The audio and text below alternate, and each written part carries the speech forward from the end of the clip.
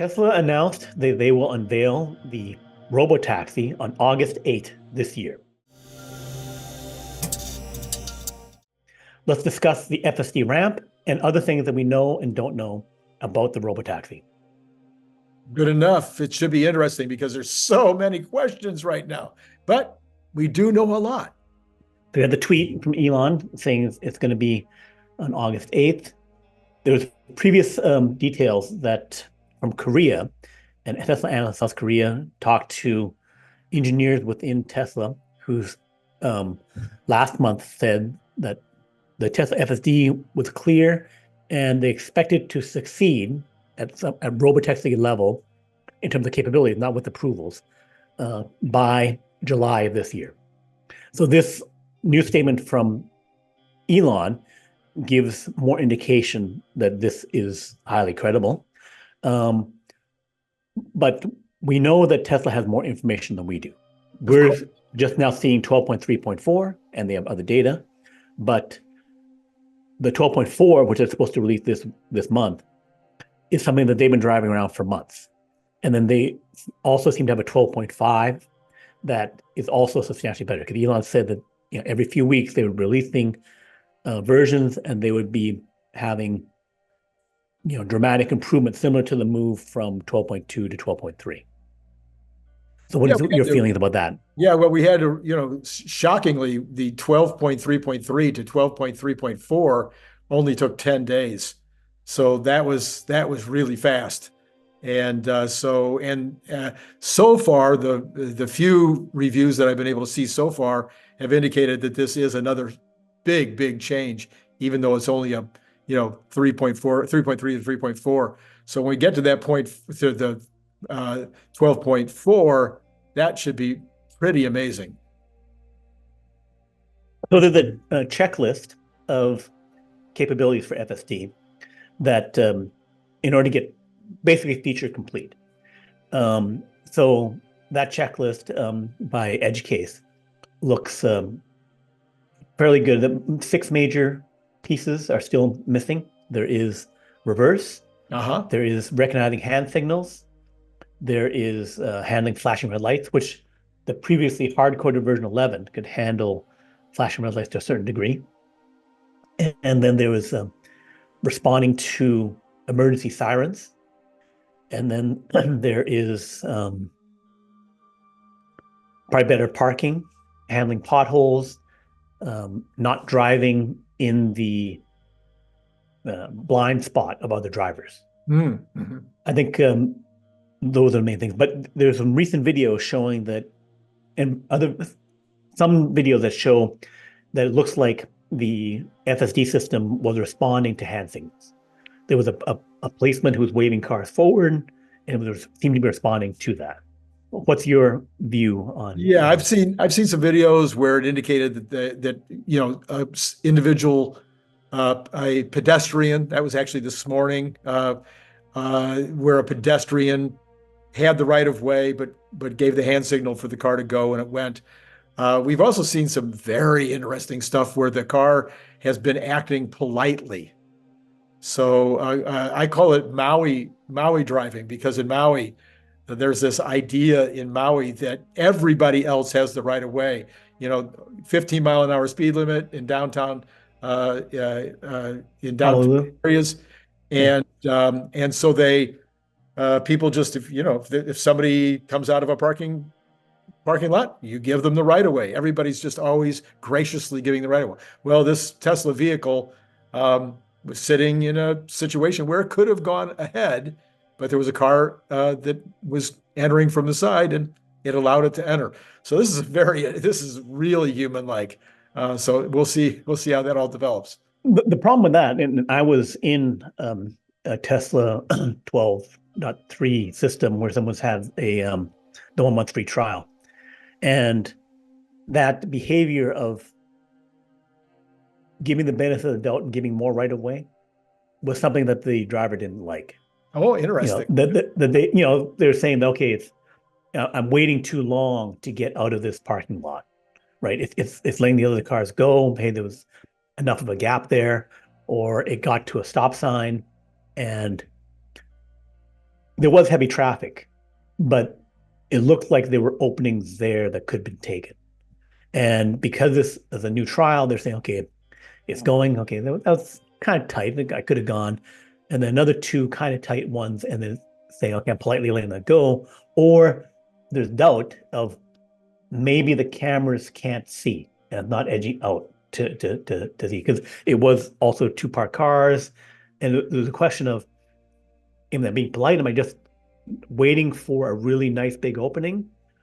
Or can I not see? I'm just stuck here waiting. Right. And for someone who's new to it, they don't know because they haven't had experience of what is the actual temperament of the vehicle. Yeah, Right? I think what's going to happen, I thought about this the other day, what's going to really happen is for the first year, when people are getting used to it, or when people are still facing forward and sitting in the driver's seat, people are going to care about that kind of stuff. But once we're a year in, people are going to get in the car and they're just going to, it'll have a destination time on the on the screen, and that's all they're going to care about. And then they're going to get on their phone and start texting. Mhm. But that politeness thing, it would seem like you'd almost need to, with the human driver, you can say, hey, are you stuck? Are you gonna go? What's the deal? Yeah. Right? So that kind of, if there is something where it's going to wait and be courteous, if okay, if it says I'm being courteous and giving, if it gave you that feedback, Oh, right? yes. Well, that's a whole nother story. I just did a video this morning, in fact, Mm, about what's happening. Why don't we already have grok in our mm, cars now? It seems mm, like that would be a fairly easy thing to do. So yes, if the car can say, I'm going to let a couple of people go because it doesn't really matter, we're not going to get there any faster, that'd be great. mm. Yeah, so that kind of communication goes to like a bit of hearing and responding to voice commands.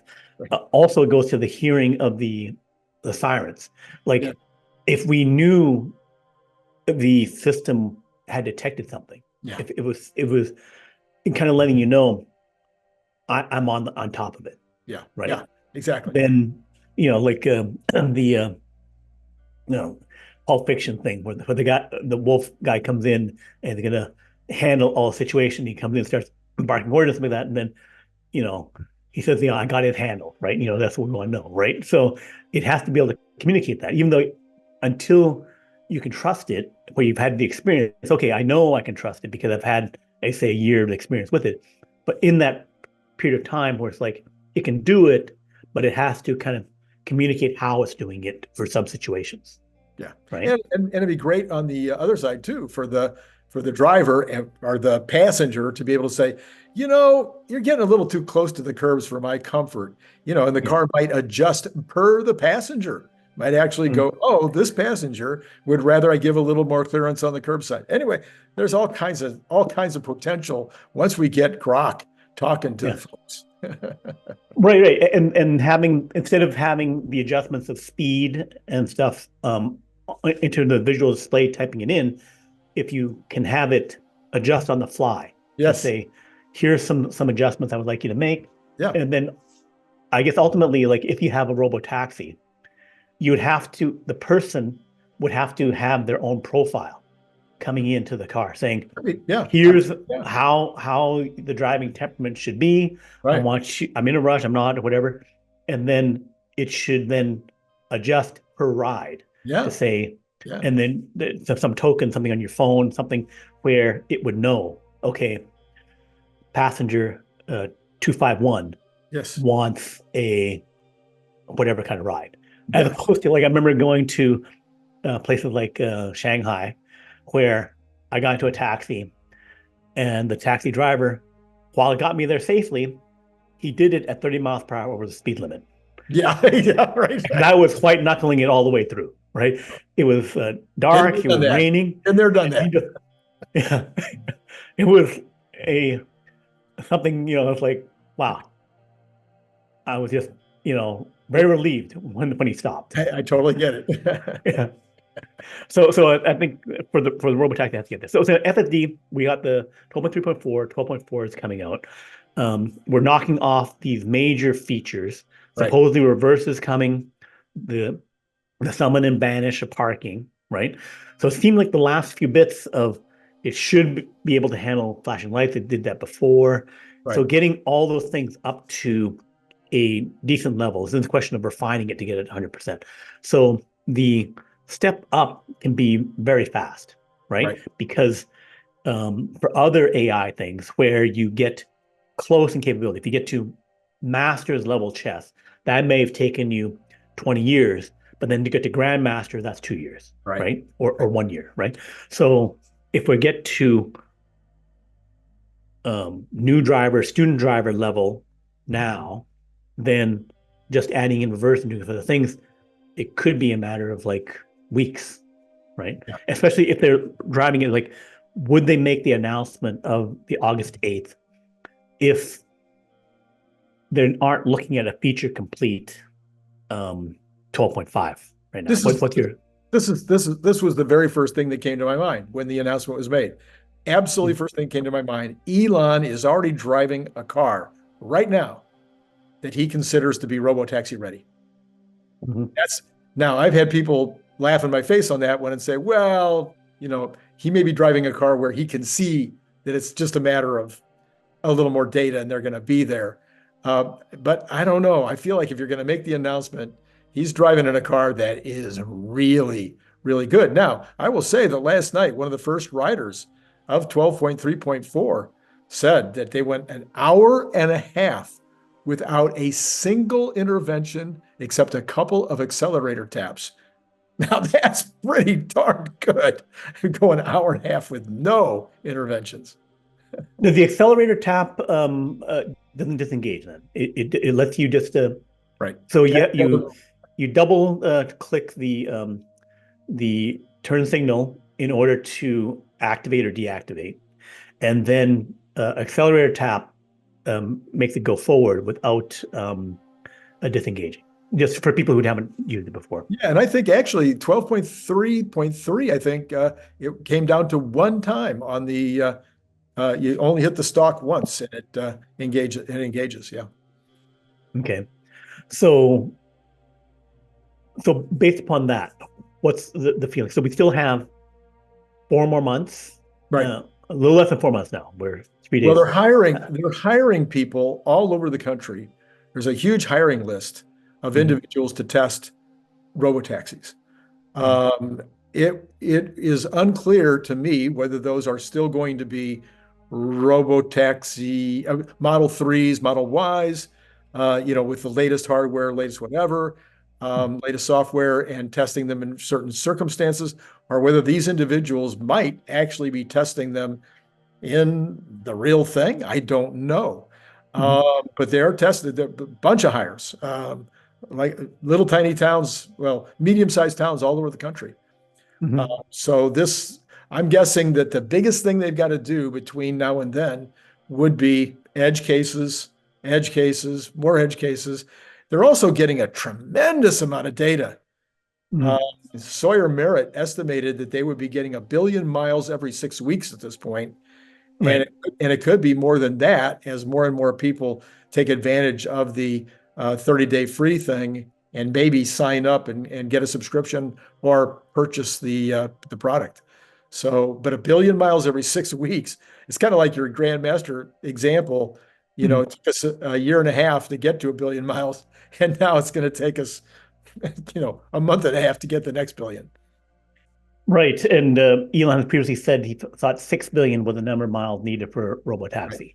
So even though we just passed 1 billion miles and it did take a few years to get there, then, and it also seems like we may have remerged in the highway driving again because there was a bit of confusion of whether they had Merged, yeah. left, left autopilot, left version 11, running the highway, and now it seems the highway driving is improving, so it seems to have gone to the same stack again on that. So if we say, okay, 12.4 releases this month, 12.5 releases next month, Right.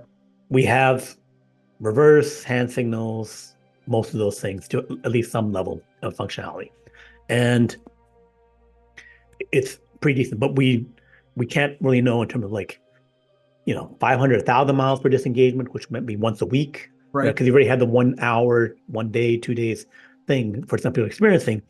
So can we get it up to one a week, one a month? The full Waymo level is 17,000 miles, which could be nearly a year of driving, but that's for a hypermapped location Right. with Right. $50,000 worth of LiDAR and other sensors to do it. So Well, that would take, go yeah, ahead. I think you have to have it way more than that for a robotaxi. Mhm. So I think you have to be talking about 100,000 miles or 200,000 miles, at least with regard to a safety intervention.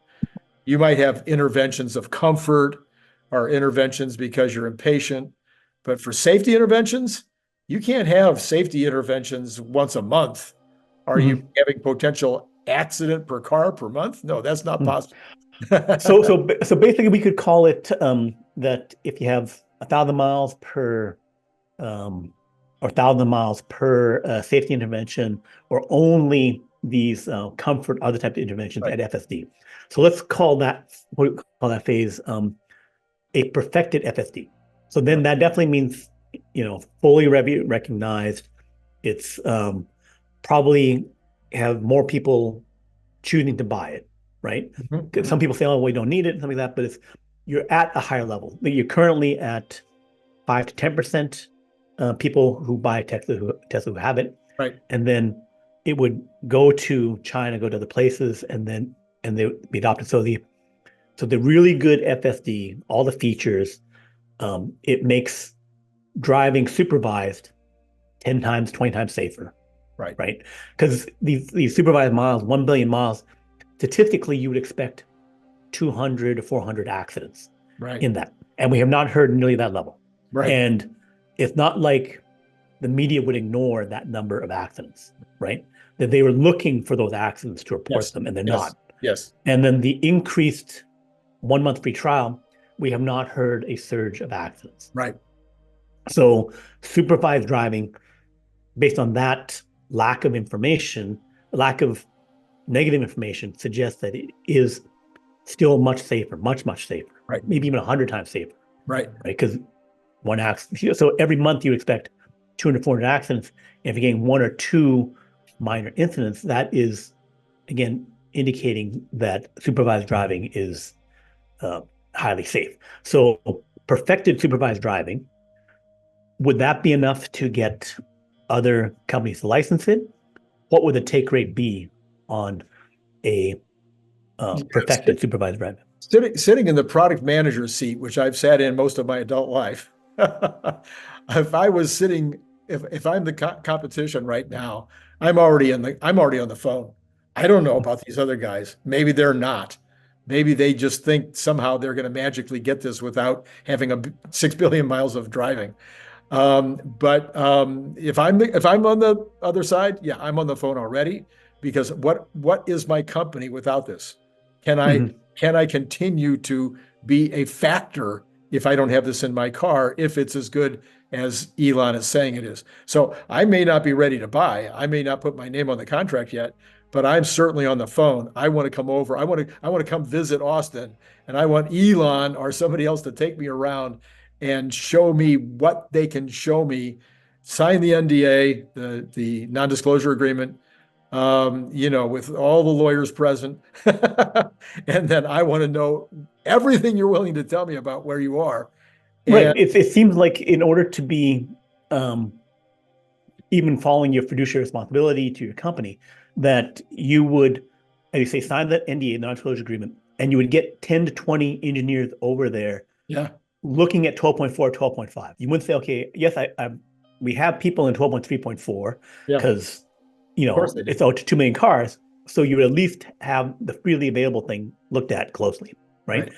And then you would sign the NDA and start kicking the tires Yes. on 12.4, 12.5, Yes. right? And then, And so if it's, yeah, I think, was it you or somebody else that mentioned the idea that whoever's first, there's going to be engineering involved. There's going to be a lot of development involved. So, the Tesla engineers are going to have to get together with the engineers from Ford or General Motors, whoever it is. BYD, they're going to have to re-engineer the automobile to decide where the cameras are going to go and how it's going to connect into the operating system. And then potentially some of Tesla's operating system might be involved as well. Maybe all of Tesla's operating system might be involved. That would be, I forget whose idea that was. Was that you too? No. Yeah, I have Were had you some of those also, were ideas. you the first one? So Yeah, you and Larry, I think. I think you and right, Larry were going back and forth in right. deciding how much of this electronics should how much of this software should these companies be buying. So there's a lot of engineering that has to be done. And Right. then once you engineer it, now each company's going to have to test each car Hmm. X number of miles to make sure that their car is Hmm. actually working correctly. I don't know if it was last Thursday we discussed this, but even Tesla hasn't put it on their Cybertruck or their semi truck yet.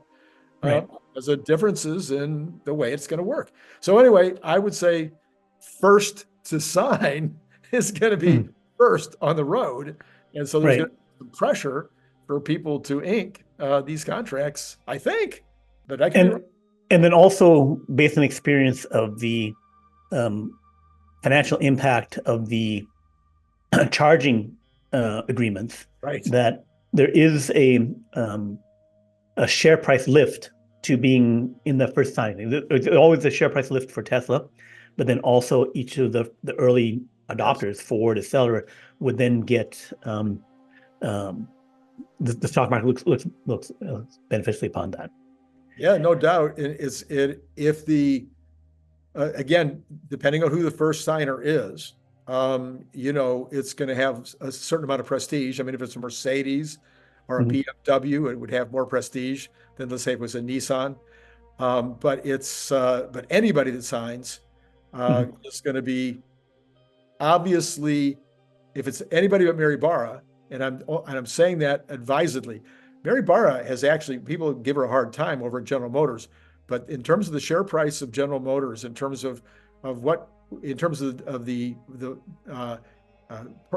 what profit for General Motors, what she's done in the last, I think it's 20 years or something that she's been there, it's been quite good, but she's not Mhm. done a very good job of making deals for new technology, buying Mhm. companies or buying parts of companies or making licensing agreements. So if she's the first one to sign, I think everybody will go, I don't know. But Mhm. if it's some of these other companies, Mhm. Volkswagen or these would be seen as really a big deal, and then the other companies would be under even more pressure to sign. Right.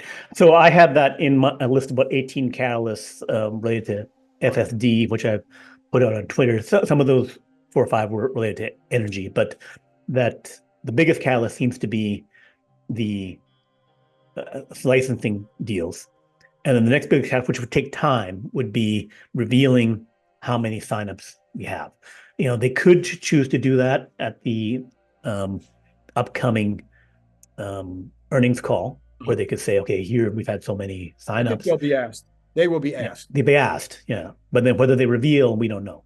Um, and then if that's a good number, which you know potentially could be 50,000, 100,000, if it's anything over 21,000 full purchases, then that would be a 1% lift to margin, because basically that would be $250 million. And once again, data, data, data. Everything's about data now. And can you imagine the data that they're getting right now? I just drool. Again, as a Mm-hmm. product guy, I just drool at the data that they're getting from these supervised drives when people pick up their new cars, Mm-hmm. from the people that are just taking it as an online deal, because they're getting the data. How many people are deciding? How many people are continuing to drive? They know that. They even know, okay, I signed up for my 30-day free trial, but I stopped using it after 5 days.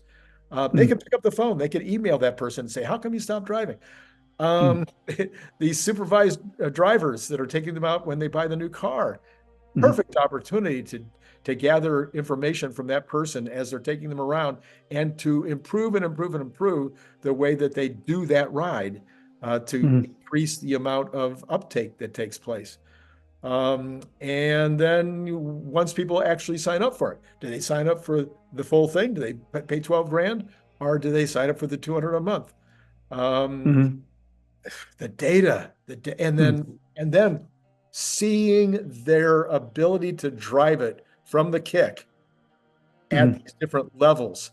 Have these, I think you pointed that out a minute ago. It's like, okay, now people that are buying their brand new car or they're taking their 30 days are getting 12.3.4. Are Hmm. they more likely to stay with Hmm. than the people on 12.3.3? I mean, that's Hmm. data, data, data. So amazing. So some people are saying that it, won't impact or give many more sales. I think you have the Gary Blacks of the world saying that's the case. I've heard that from many other people. They say, "Oh yeah, I tried it, but I'm not, necessarily buying it." But to me, all those people are talking about advertising and about sales lift is no one's talking about, well, what about the driving system for any other company, right? Because right now, the only one that is making any waves is full self-driving. And that is different from all the other cars. Right. All the other cars that most they have a highway driving assist in limited format Mhm. or a warning system that says, okay, someone's in, Right. you have a collision warning thing and it beeps or something like that. It doesn't actually help you with it. So that is unique to Tesla, which is a better feature, and it can make people safer. It has saved someone's life who was having a heart attack or something like that. He got into his car and it drove him to the hospital when he could only just do the double tap thing to start it up and get it go and set the direction to go to the hospital, saved his life. So that kind of thing. People used to buy Volvos because they were safer, right? So it seems like there should be substantial sales lift, which we probably will start seeing Q2, Well, right? so Q2, so Q3. so so once again, I'm still shocked with Gary Black on that one because he is a product guy. Now he was doing, Procter and Gamble, so he's doing household and some other kinds of things like that. But he's a product guy, and I'm kind of shocked at him because given the data that they're going to be getting, so let's look at the other side of that data. Within by now, they're even seeing how many people are not doing it because it's $200 a month. Oh, okay, then we just have to shift. Maybe if we, in fact, I'm doing exactly this right now on Amazon. To give you an example, I have products on Amazon. I raised the price significantly a couple of weeks ago. I had not raised them forever, and I decided, I'm paying more for freight. I got some other issues, so I raised it substantially. Well, my numbers went down a lot, but did they go down enough to make up that difference in profit? So now I'm doing this juggling match. Tesla would be doing the same kind of juggling match. Would they get these kind of numbers? Okay, would this person buy it if it was 150 a month? Would they buy it if it was Mm, 140? Where is the where is the demand supply curve going to match out in terms of what mm, people are willing to pay if the system is this good? And mm, once they've got that information, now they should get very close to 100%, or let's put it this way, to an optimal profit level. mm, Maybe the right. optimal profit level's $90 and it's only 70% uptake, or maybe Mm, the optimal profit level is only at 30% uptake at $200 a month. I don't know, but they'll have the data to make that decision. right. So we have these things that we'll be finding out over the next few months, and then Yeah. August 8th happens. So we'll see 12.4, 12.5. People will be driving it for a few months. We may or may not have licensing deals leading up to it. And then August 8th happens. So what's the expectation for August 8th? So I'm thinking that they will have a car because if Elon says prototypes are easy, they've been working on them for a long time. Why wouldn't you have a prototype, ready to show, right? And so then it won't be like, the person in a suit for FSD, right? Because this is something that they've been working on for a long time. And that 4 month time frame would suggest that they want to get certain things done. Otherwise, they would have done it earlier. It was just, you know, show um, some kind of slideware deck thing. They could have done that in a month. Why would you need 4 months to prepare a slide? 4 months would suggest you need to prepare something real, right? And then the other discussions are also ongoing. So, what's your read on that? Yeah, so it's a really complex thing. I've been talking about this on my show for a week now. Almost every guest I've had on, we've been having this conversation. And so out of all of it, I think right now my sense is the real reason they waited until August 8th is because they do want to do something with Robotaxi immediately. Mhm. So on August 9th, or maybe it's September or whatever, but very shortly after August 8th, something is going to happen with the actual network. Mhm. So the app will be available immediately. The app will be finished. It should be. There's no reason that the app shouldn't be able to be finished. Well, let's take a break, Randy. We've talked about everything, the FSD ramp leading up to August 8th. Let's do another video where we discuss what happened on August 8th and after. Great. That sounds like a really fun one to do.